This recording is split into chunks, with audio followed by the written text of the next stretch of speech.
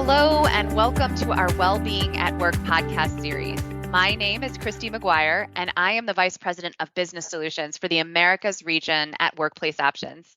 In today's exciting episode, I have the pleasure of welcoming back Irene van der Zande, founder and executive director of Kidpower International. Irene is an internationally recognized social emotional safety skills expert in designing and implementing in-person and online programs that protect kids, teens, and adults, including those with special needs, from bullying, abuse, harassment, domestic and relationship violence, assault, and abduction. I want to also mention that Workplace Options has partnered with Kidpower International to be part of our 2024 impact project called Empowering the Future, with all focus on putting the spotlight on the emotional and physical well-being of people of all ages. Through this partnership, Workplace Options employees and member clients will have access to Kidpower's resources, including workshops, online training courses, and tip sheets that cover various well-being and safety topics. With that said, Irene, thank you so much for joining us today as we discuss and explore what it means to set healthy boundaries during the holidays. You know, with the holiday season already upon us, it happens too often where we just feel so overwhelmed with the multitude of tasks and responsibilities that come along with it this time of the year. From tackling the holiday to-do list to finishing up end of the year projects and setting goals for the new year, it can certainly feel like there's never enough time or energy to get anything done. I most certainly feel that way. Irene, let me turn it over to you. Can you provide an explanation of what healthy boundaries are and why they are particularly important for our overall health and well-being? Thank you for asking and for having me here. We all have the power to set healthy boundaries so that we can create more joy, less stress, stronger relationships, and have greater success in accomplishing our goals. A boundary is like a fence. It just defines a limit between one place and another. And fences we can see.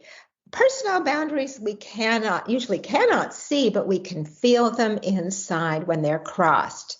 So that, for example, if you're joking with friends and suddenly somebody makes a joke that hurts your feelings, that feeling inside of ouch or hey, that didn't feel good, that's a signal that your personal boundary was crossed. Good fences make good neighbors, and setting healthy boundaries prepares us to make safe and wise choices about what we're going to say and do within ourselves and with everyone else. I mean, what we have the boundaries we set for ourselves. That's the first person we have to set boundaries for and with. And then we work on our boundaries with everybody else. Now, healthy boundaries mean safe and wise choices. Unhealthy boundaries are when we're doing something that really violates the rights of somebody else, or that it refuses to listen or negotiate or work things out. Those are unhealthy boundaries. But healthy boundaries means we're speaking up for ourselves, and with others. We can practice our boundary setting skills during the holidays that we're going to cover some of these right now, and we can use them for the rest of our lives. So in order to set healthy boundaries on our lives during this busy season, self-care is so important. And I don't know about everybody on this podcast today, but we may feel guilty when we prioritize our own well-being, especially if others have different expectations. Irene, how can individuals prioritize self-care during the holiday season, and what role do boundaries play in this process? Well, the reality is that trying to fulfill everyone's wishes and make everyone happy is a recipe for disaster. Because if we're overwhelmed, irritated, and stressed, we aren't taking good care of ourselves, and then it becomes much harder to meet the needs of others. We have the power within ourselves to set boundaries by reducing our own expectations, because we may have a vision of how the holidays ought to be and how everyone is just going to be getting along, never having a crossword or a cross look. Now, I personally don't know any families where that works, but you might anyway. But we reduce our expectations so that we aren't disappointed ourselves. Turning off the news because, or at least reducing our news diet, because listening to all the bad things that might be happening in our world, that are happening in our world, makes it harder to focus on the here and the now. Doing less.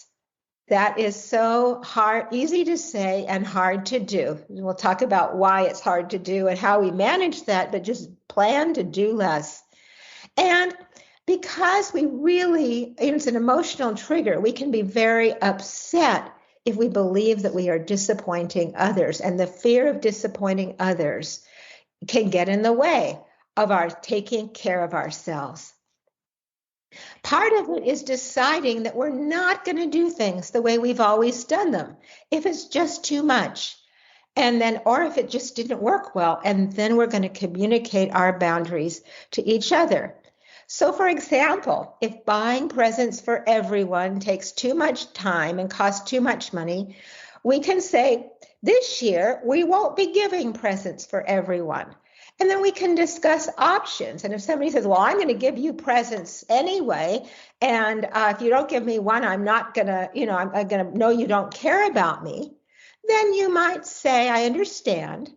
And I am choosing not to give tangible presents this year. I want to give presents of time and joy and love. One year I decided just to give everybody a lottery ticket with a cute note. I have to say it was the most popular present anybody got. And so finding other ways to do things. Or suppose that everybody expects you, Christy, maybe you could practice this with me. Suppose you say to me, you tell everybody, I'm not going to host a big dinner this year. Somebody else can host and I'll bring a dish, or we can do a potluck at my house. And suppose I am a family member, maybe an older family member who's very disappointed. And so I might say to you, look, you're so great at this. You're the best. It won't be the same if you don't do it. Christy, you could say thank you, and we'll give other people a chance to do this. Or you can say thank you, and it just won't work for me this year, so we'll figure out something else. So I'm going to be the disappointed person because I need to tell you that it's so easy for me to say this and people to think, yeah, that sounds reasonable. But in order to remember something, to be able to use it in real life, it really helps to practice what you're going to say and do out loud. So suppose I say, you don't love our family. You don't care. That's why you're not going to do dinner. You can say, well, thank you. And I'd like to give somebody else the opportunity to do it this year. Excellent. That's perfect. Suppose I say, and you can choose not to get angry or defensive. Now, suppose that often the requests come from all kinds of people, not, to organize something at your kid's school or to do something, organize the work party. And so if I say, please, will you help me with this? Now, I want you to think about the technique here is to create space and time for yourself. So you're going to say, when I ask you, you're going to say, thank you. I've got a lot on my plate. Let me think about it and get back to you. That's what you're going to do. It's hitting the pause button and creating space for yourself. So I say, please, will you help me with this? You're so good at it. You're just the best. Well, thank you. I appreciate your kind words. I have a lot on my plate at the moment. I will get right back to you on this. Great. So you see how it works. We just make a plan. We think about the things that get in the way of our self-care. Now, there's the things we do to ourselves by trying to do too much. So make your list and then cut it in half. That's what I can suggest. Or just say, these are the must do's. And then here are the want to do's. And leave something for next time, for another time, or to do in another way. It might mean that you're deciding not to travel to go far away to a family gathering because it's just too much this year. And again, managing people's disappointment, saying, sorry, your disappointment, and I love you, and I can't do it this year. We also, a lot of what takes up our energy is that we get upset about people making requests. We hate so much to disappoint them, or when they're starting to try to make us feel guilty, we especially don't like that. At least I sure don't. So just recognizing that the amount of emotional energy we put into this is not useful, that instead we can just accept people can be disappointed. People can have unreasonable expectations. People cannot listen to our boundaries. And we can still, in using our own healthy boundaries, speak up to them with kindness without getting upset with them.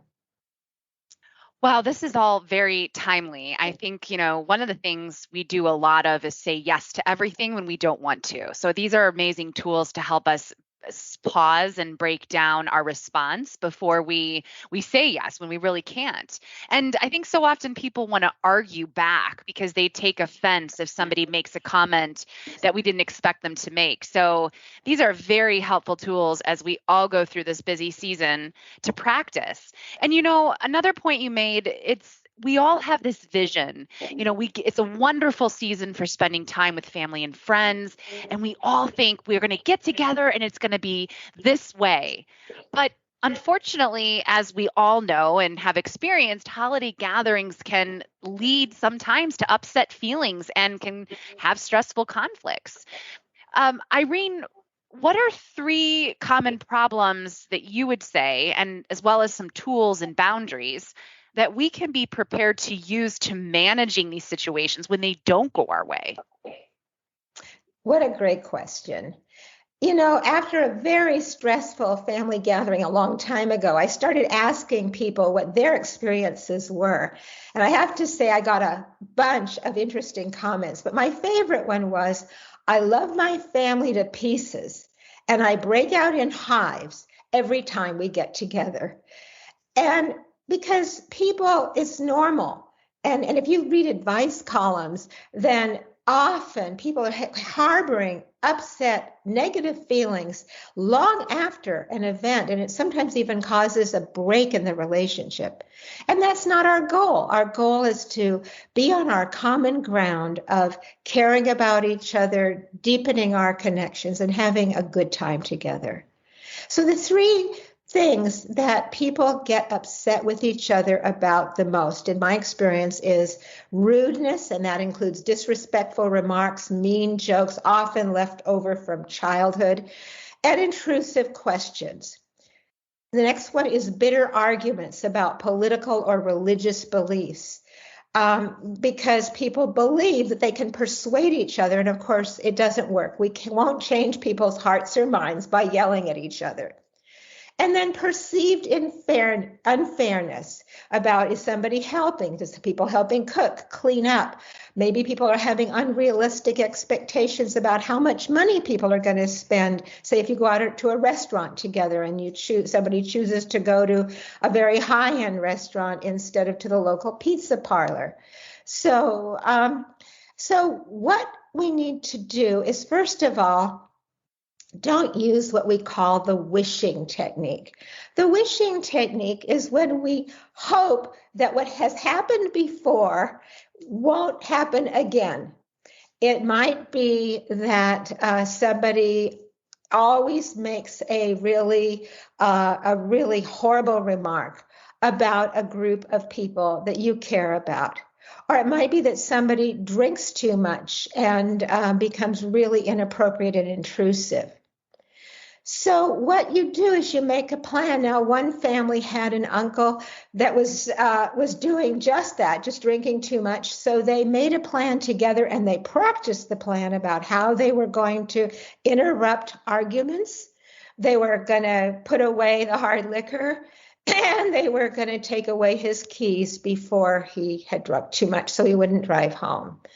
And they found themselves, instead of being in a constant state of upset because of oh no, it's happening and we wished it wouldn't, instead being in a state of community because they were looking at each other and saying, okay, here it is, and we know what to do about it.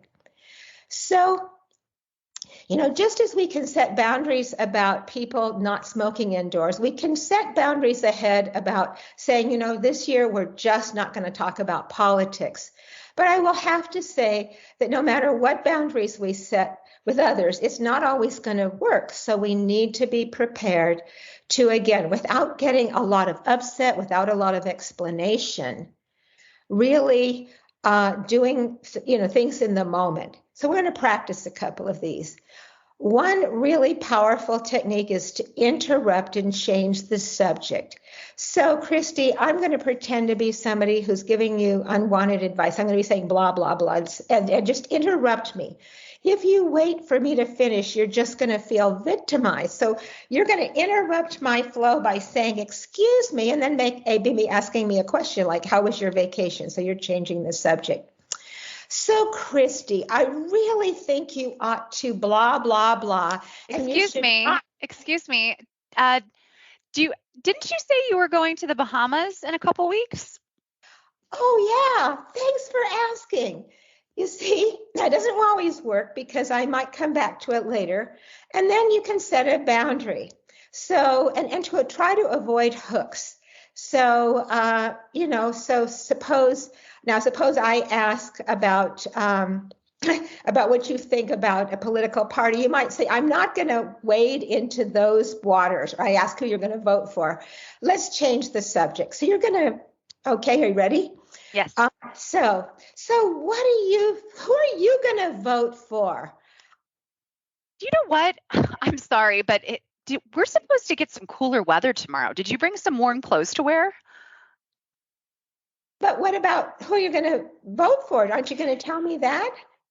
Actually, I was just thinking about the weather and I can't seem to get it off my mind. You know what? I'll be right back. I have to go change the thermostat. It's getting a little cool in our house. I'll get right back to you. That's wonderful. Exactly. See, you make a plan. But the idea is to interrupt because that's hard to do. Yes, it is. And interrupting, and then you took charge of the conversation. Now, rude remarks, especially from a family member that might just have a habit of always picking on you, can be responded to, about what you're wearing, about how you look, about what you're eating, about how you're raising your kids. So often this best thing to do is, instead of giving it any power at all, is just to say, thank you for telling me, and I'll talk to you later. Okay, you ready? What an ugly shirt. That just doesn't look good on you at all, I'm so sorry. I forgot. I have a meeting in 5 minutes. I have to go put on my makeup and I'm going to get on this call. I'll connect back with you in a little bit if that's okay. Perfect. Okay. You can ignore what was said and just talk to somebody else. So suppose I say something super disrespectful and you're just going to ignore me and just say, pretend to talk to somebody next to you, about anything.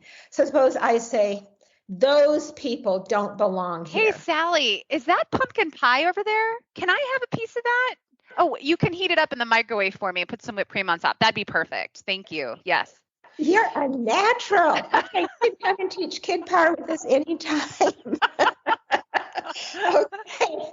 Then there are the emotional triggers that we have, and we catastrophize something going wrong. Somebody just told me about how her family had put the frozen turkey outside. It was cold outside, and they didn't have enough room in the freezer, and they didn't want it to defrost just yet, and a raccoon ate the turkey.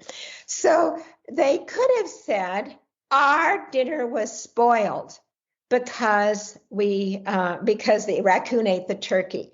Or they could have said, or you could say to yourself, this is something you can say to yourself. If say there was an argument, no matter what you did, or you did get hooked and you wished you hadn't, you might be saying, so you're just going to use what I call our "that's not true" technique. It's just put your hands close together in front of you, like making a wall between you and that negative voice, and just say, that's not true. So I'm going to give you something to say to that too.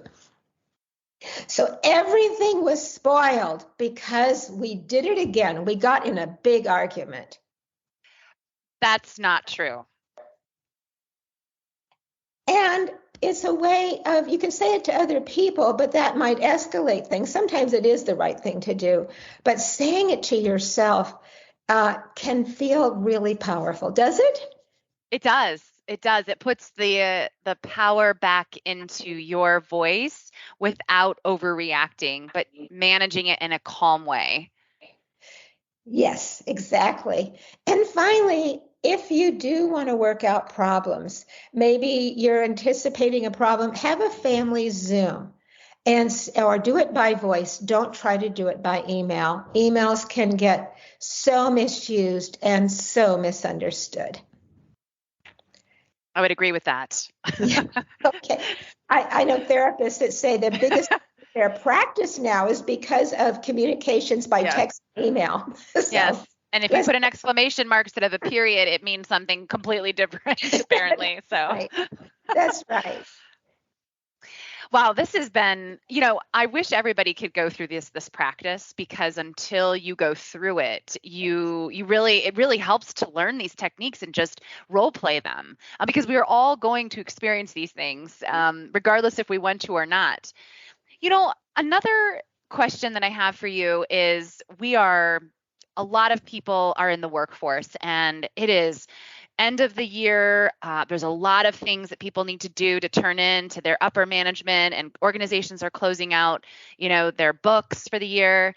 And it's really stressful. It's so hard to turn off work when you're with your immediate family, or you're trying to do things as a family, and have conversations about things not related to work. What advice do you have for someone who feels torn between work-related responsibilities and personal commitments during the holiday season? One of the best things to do is to really decide way in advance what your priorities are going to be during this holiday season. And you might look back at past holiday seasons and say, I wish I had spent more time just having fun with my kids. Or I wish I had gone to visit my neighbor who's living all alone, and I was just too busy to do it. Think about what you wish you would have done, and then decide, I'm going to make space for this without killing myself. Because remember, we also have that personal commitment to our self-care. So you can't get all of it done and not get any sleep. That's not going to work well for the long run. Remembering there will always be too much to do, but people who you care about won't be here forever. And your children will grow up. They might not always want to spend the holidays with you. Identify what gets in the way. Often it's last-minute emergencies. I don't know about you, but it's wanting to get just one more thing done. For people who are in workplace cultures where it's expected that you drop everything and handle, what somebody asks you to do, you're going to have some more challenges, especially if you're not one of the people in charge. Now, if you are in charge, or you have the power to be in charge, then what you can do is create a workplace culture that gives people the opportunity to say, I can't be available at this time. I have family coming in, or I'm taking a trip. But you might say, I don't want to be interrupted, except do identify things you might want to be interrupted for. So example, people were protecting my time once in Kidpower, and they did not tell me that somebody had called from the New York Times wanting an interview. So after that, I made an exception for certain things about not interrupting me. But make a decision, plan ahead, and be really clear. If you're somebody where working more during the holidays to help other people take time off works well for you, or maybe you want to earn more money and that's a way to do it, that's fine, as long as it's a choice and not just something that you feel like you're automatically obligated to do. And that you take care of yourself by maybe making some more time off later or at a different time. So communicate what you want in a really respectful way. You could say to a boss, for example, who's famous for giving last-minute emergency requests, this year I won't be available during the week between Christmas and New Year's because my family needs me. What can I do now? How can I prepare so that my absence won't cause problems for you later? So having something that you might say and doing that ahead of time can help show that you are a team player, that you do care, and yet that you are also going to make that time for yourself. That's amazing advice. Very, very good advice. Your advice is very clear, and it's something that we can all practice during this holiday season. We talk about self-care, and I think sometimes people get confused with what self-care means. Does it mean I need to go get a massage? Does it mean I just need to take that day off because I know it's the day after the holiday and my family will be in town and I need to spend this time with them? Or what self-care practices do you personally find effective during the holidays, and how can our listeners incorporate those into their routines? Is it great? Yes. Well, it's true that, one of the things is managing your inner voice, just saying, stop. We said that's not true, but just saying stop to yourself when you're, say, worrying over and over and over again, and say, I'm going to think about something else. Or you write down the worry to manage emotional triggers, which are thoughts, words, gestures that cause us to explode with feelings, sometimes negative, sometimes positive. But when we're overwhelmed with feelings, it's hard to make wise choices. So if you're worrying about something, write down the worst that might happen and the best that might happen, and then put your energy into visualizing the best. It's a way to help let go of a worry instead of just hanging on to it. Often for me, just pausing in the middle of chaos and looking at something. Once my kids were arguing with each other, really being mean to each other, and they were still barely little enough that I could pull them onto my lap. And I just was looking at them, loving the fact that we were together. And that even if they were arguing, they were being creative about it. And finally, my son said, "What are you doing?" And I said, "I'm appreciating you." I think, just stopping and appreciating your passionate, vocal, diverse family. I like that. I think I'll use that on my 3 kids over the holiday season. When they're there where you can hug them, enjoy that. Right. Choosing to believe that people can't help it when they say or do awful things. This was so much help for me with my parents who sometimes really, I had to, if I could either be outraged, blame them, waste a lot of time, energy, and misery, and make things worse, or I could just tell myself, you can do this with anyone, could be the unreasonable boss. It could be the rude coworker. It doesn't mean you don't set boundaries. And sometimes the way you set boundaries is by being strategic, not saying anything and leaving. But just saying they can't help it. I'm so lucky that I can.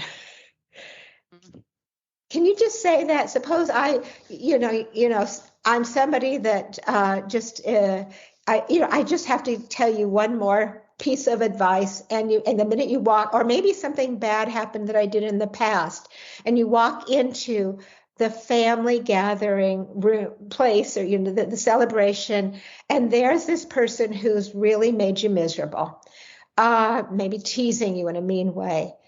Just say, she can't help it. Just say that.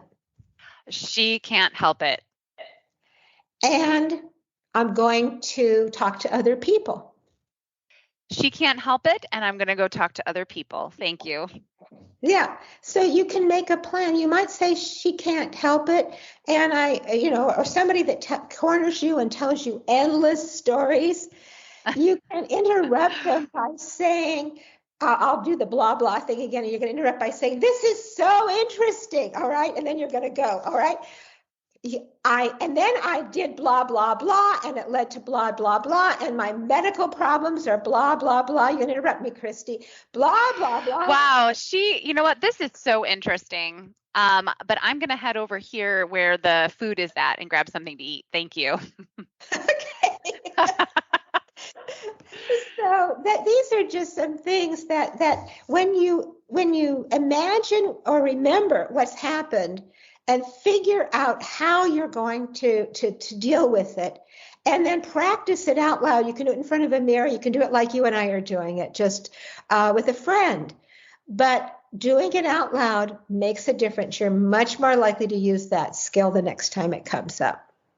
Do you also recommend, sometimes people make us angry and you want to, and so your tactics are very helpful in the moment. How do we then, when we leave the room or we step away, after we've kindly changed the subject or moved to a different conversation, how do we kind of self-digressing, getting those thoughts out of our mind? Because people will leave the family gathering and they'll go home and they're angry about it. Do you have any suggestions around reducing those feelings, whether it's mindfulness or suppressing those thoughts? Well, suppressing doesn't really work because that's like pushing down on pressure. So that's where you don't want to talk to somebody who's then going to spread it through the whole family, because that just creates divisive. Mm-hmm. But you could talk it over with a friend who's not connected with the situation, who you trust, saying, gosh, that was so frustrating. It was hard. Or I can't stand the sight of him. You could make a plan that you're not going to invite that person next year. Mm-hmm. You can make up. You could try to address the problem by making a time where you've practiced setting a boundary, saying, it didn't work for me when you keep bringing up such loaded issues.